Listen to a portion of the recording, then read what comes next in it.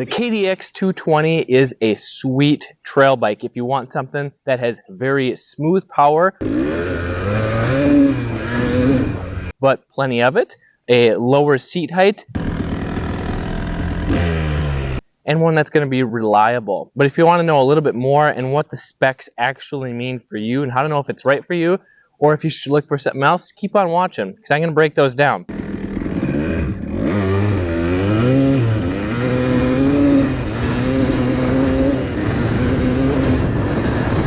It's a 220cc two-stroke liquid-cooled engine. Usually that means it's a race bike, so it's very snappy power, but it's tuned to have very smooth, very broad power. And when you ride it in third gear, low RPM, and just roll on the throttle, it almost feels like a four-stroke. That's because of the port tuning, the big expansion chamber, how the power valve is set up, and the flywheel weight. So this has a lot more flywheel weight than a race bike, meaning it's going to rev slower, but that means more traction, more predictable power. It's not going to spin the rear tire as easily. That's really nice for riding off-road, single track trails here in the woods because it's going to get better traction, which makes it easier to manage. It has a 6-speed transmission, which is really nice because it has a nice low first gear, but you can also shift it all the way up to 6th gear for cruising down a gravel road to get to your next trail. That first gear is nice for learning on. Even though this has a bit much power for a beginner, it's still really easy to ride, and you can even do some hard enduro riding on it because it has such good low-end power and it's fairly lightweight, which I'll get to in just a minute. As far as the vibration goes, it's noticeably less than like a 250 motocross bike, but it's a little bit buzzier than like my KTM 200 XCW. It's not bad, and you might not notice it unless you're on a really long trail ride. If you want simple, well, this says kickstart only, no electric start, less weight, less things to go wrong, I guess. It has a carburetor, a Keihin PWK 33.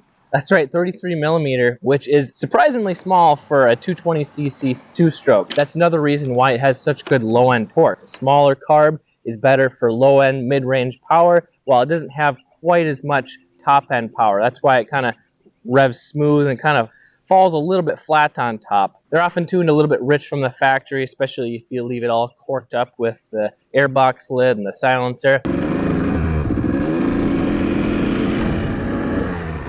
Yeah, it's smoking quite a bit. So once you get the carb tuned properly, this thing runs really good. As far as noise, this is about the quietest two-stroke you can get. So if you have noise-conscious neighbors or just want to ride stealth mode, keep it stock. This thing's nice and quiet.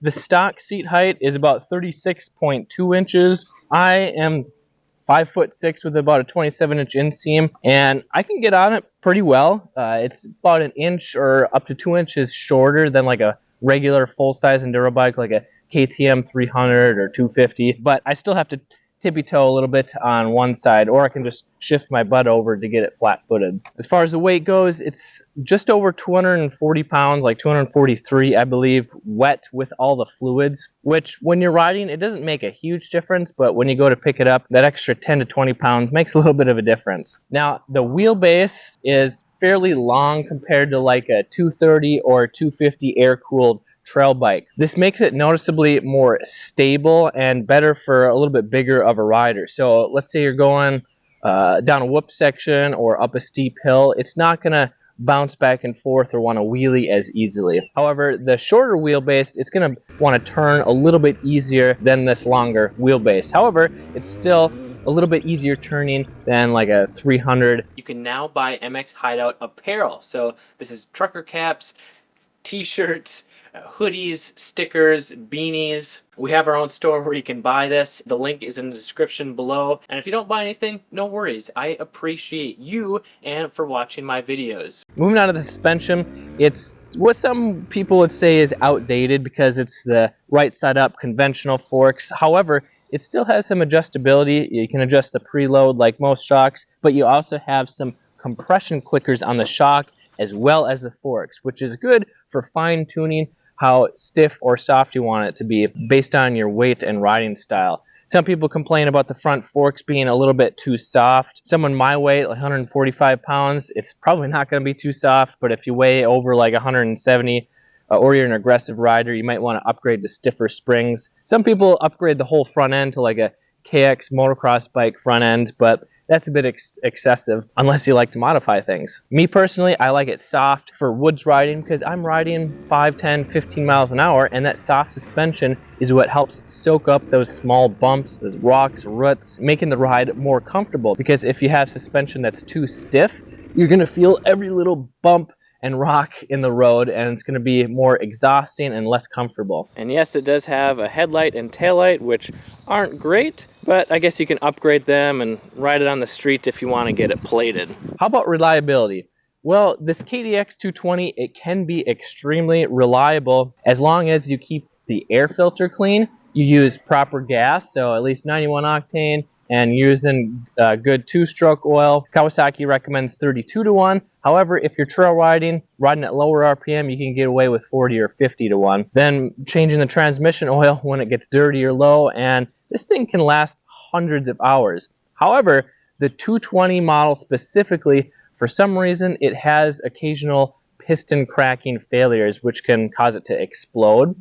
Now, it doesn't happen on all of them, and I haven't personally witnessed it, but after doing some research, people say that it can explode at any given moment, but it doesn't happen to everyone. So a lot of people, just for preventive maintenance, they don't want it to happen. They switch it over to like a Wiseco or Wassner piston because supposedly the OEM piston is the problem. Originally, Kawasaki just had the KDX 200 and even the 250. They started making the 220 in 1997. That's what year this is, and then they discontinued it in 2005 when they started phasing out their two-strokes.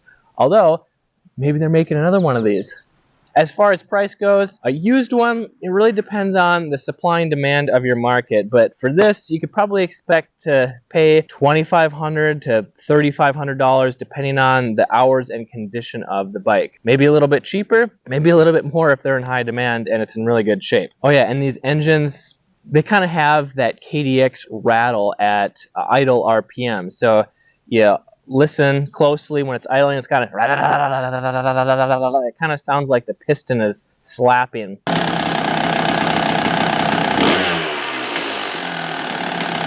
It's kind of a buzzing, slapping sound. But I think that's just the clearance that they have for this specific engine. It's maybe a little bit looser than some models, so it's a little bit buzzier. So, should you buy this? Well, if you're looking for a lightweight two-stroke that has a slightly lower seat height, one that's super easy to ride, but still has very good smooth power, good low-end torque, as well as decent top-end torque, and you don't mind the outdated suspension that's a little bit plusher, and you want something with kickstart only, carburetor, nice and simple, this is your bike. But if you want something with super snappy power, very peaky, revs quickly, has modern suspension, fuel injection, electric start, you might want to look for something else. And if you want more resources for the KDX 220, I do have a jutting cheat sheet, a carb rebuilding course, as well as a complete carb tuning course or PDF guide that you can buy. Check those in the description below. And if you want to know what all the best two-stroke trail bikes are, you should check out this video here.